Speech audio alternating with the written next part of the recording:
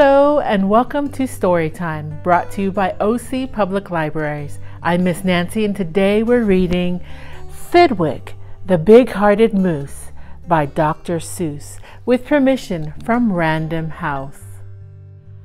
Up at Lake Winnebago, the far northern shore, lives a huge herd of moose, about 60 or more, and they all go around in a big happy bunch, looking for nice tender moose moss to munch.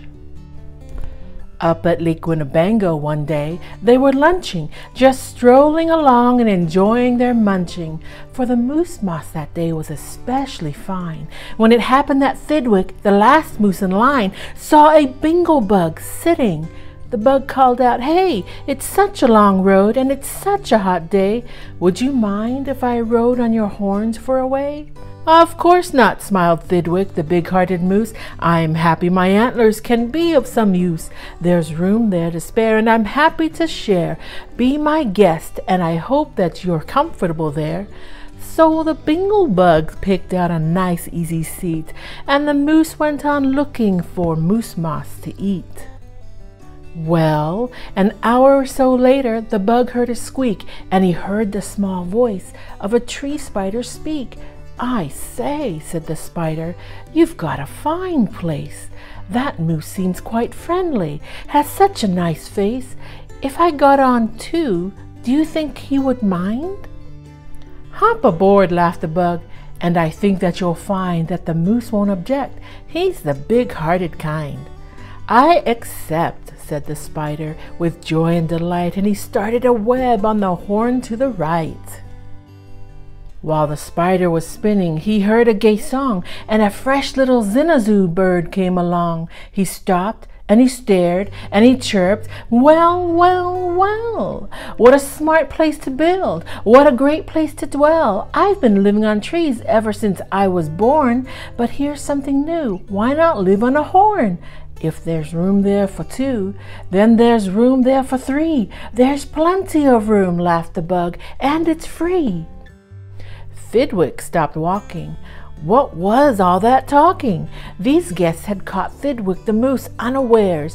"Hey," he called out, "what goes on there upstairs?" "Just building a nest, sir," the zinazoo said, and began yanking hairs out of poor Thidwick's head, and he plucked out exactly 204. "Don't worry," he laughed, "you can always grow more." Then he dozed off to sleep in his fine moose hair nest. "This bird," murmured Thidwick, "is sort of a pest, but I'm a good sport, so I'll just let him rest, for a host above all must be nice to his guest. Besides, now, it's getting quite late in the day, and surely tomorrow they'll all go away." But alas, the next morning the sun's early light brought to Thidwick's sad eyes a most unwelcome sight. "Meet my wife," said the bird. "I was married last night. And perhaps, by the way, I should mention to you that her uncle is coming to live with us too. You're a very fine host, so I knew you'd be willing." Then the uncle, a woodpecker, started in drilling. All Thidwick's friends shouted, "Get rid of those pests!" "I would, but I can't," sobbed poor Thidwick. "They're guests." "Guests indeed," his friends answered, and all of them frowned. "If those are your guests, we don't want you around. You can't stay with us 'cause you're just not our sort." And they all turned their backs and walked off with a snort. Now the big friendless moose walked alone and forlorn, with 4 great big woodpecker holes in his horn. "What holes?" whispered Herman, a squirrel who spied him. "What holes to hide nuts in? Mind if I tried 'em?"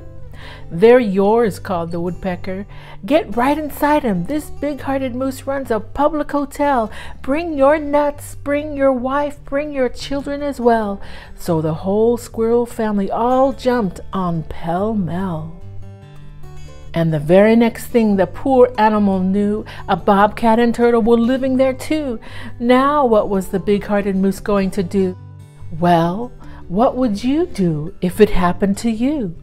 You couldn't say scat, 'cause that wouldn't be right. You couldn't shout scram, 'cause that isn't polite.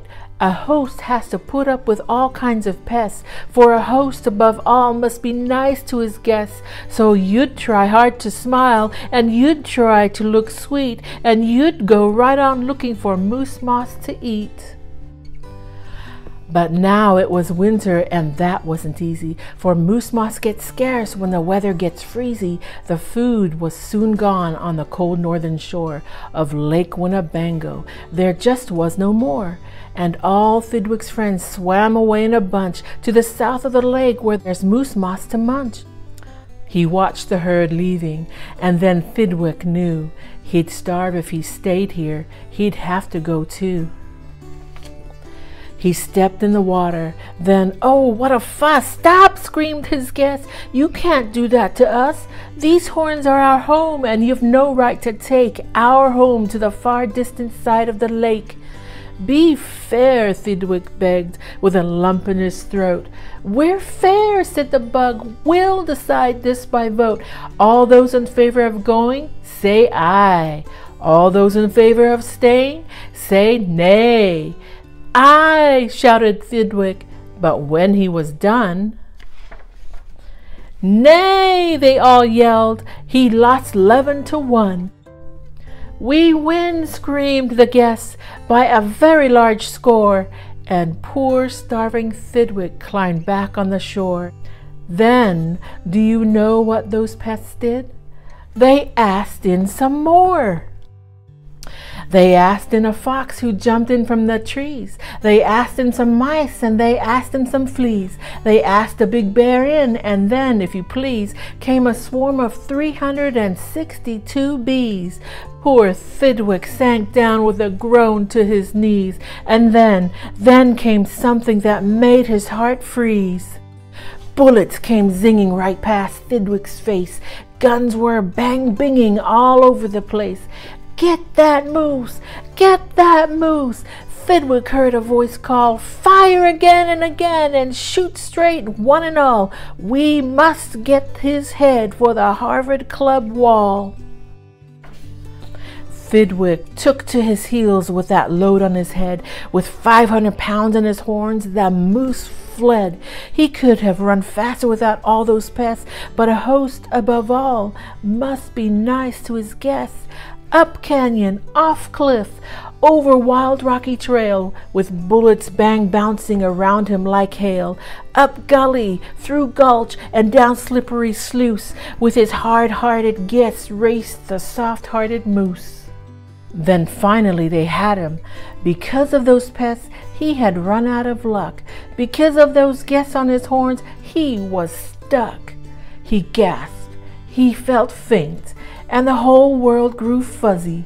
Thidwick was finished completely. Or was he? Finished? Not Thidwick. Decidedly not. It's true, he was in a most terrible spot. But now he remembered a thing he'd forgot. A wonderful something that happens each year to the horns of all moose and the horns of all deer. Today was the day Thidwick happened to know that old horns come off so that new ones can grow. And he called to the pests on his horns as he threw 'em, "You want my horns? Now you're quite welcome to 'em. Keep 'em, they're yours. As for me, I shall take myself to the far distant side of the lake." And he swam Winnebago and found his old bunch and arrived just in time for a wonderful lunch at the south of the lake where there's moose moss to munch. His old horns today are where you knew they would be. His guests are still on them, all stuffed as they should be. Wow, that was a mouthful of moose moss reading. Can you keep rhythm when you read? Thanks for reading.